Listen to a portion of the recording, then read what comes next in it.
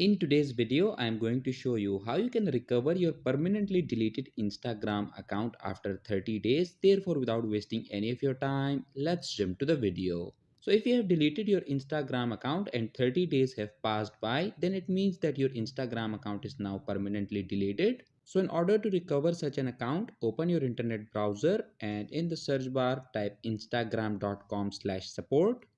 Click on search. Click on these three horizontal lines at the top right corner and then go to manage your account.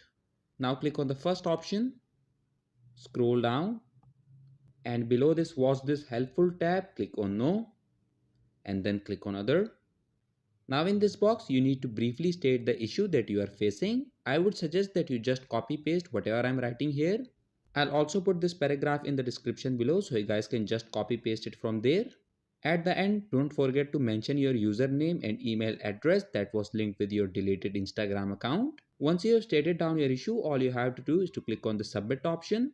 And once you click on submit, within the next 24 hours, your permanently deleted Instagram account will be recovered. So that was it for this video and I'll see you guys in the next one. Peace out.